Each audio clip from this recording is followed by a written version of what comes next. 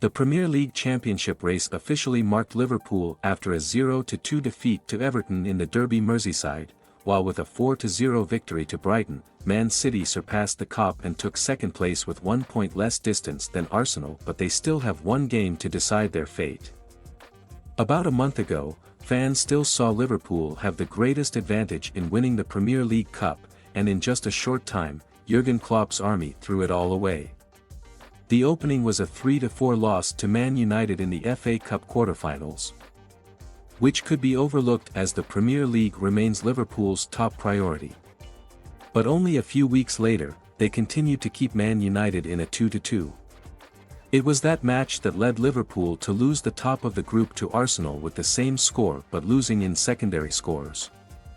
Then they continued to get the bad results of losing 2 consecutive home games in just a few short days, and unfortunately for Liverpool, when one of those games came from the Premier League. Nobody understands what the Liverpool have been in trouble for this time, why in just a short time they have collapsed so quickly. The simplest explanation for that is probably just the poor form of the players. From the front to the defensive, where no position is playing the right way. Personal mistakes make Liverpool pay the price with consistent losses. Attackers keep wasting their chances to score. And even the most anticipated man like Mohamed Salah is hitting the bottom. The problem is clear: the Kop's downturn at the time is terrible, and it's got them to lose for the rest of the season. Arsenal is better. They only lost 1 match to Aston Villa in this period.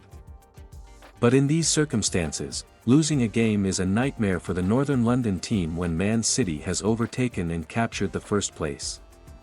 But at least Mikel Arteta's team is still determined to win the Premier League title after 20 years of waiting.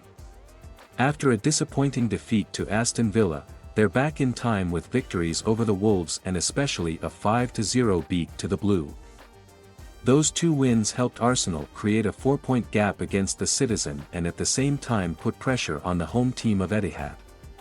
Man City may not have the best conditions, but they still know how to win. The FA Cup semi-final is a good example. Despite the exhaustion, Man City retained the right to play in the final for the second year in a row. The 6-day break is too long for Man City to torture Brighton right at the Amex with a 4-0 win.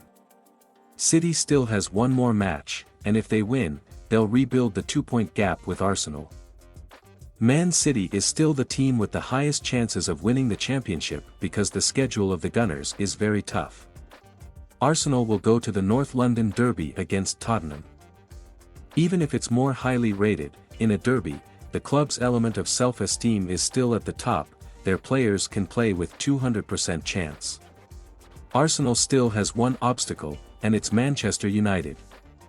The only club that balances with all the other teams in the Premier League, strong or weak.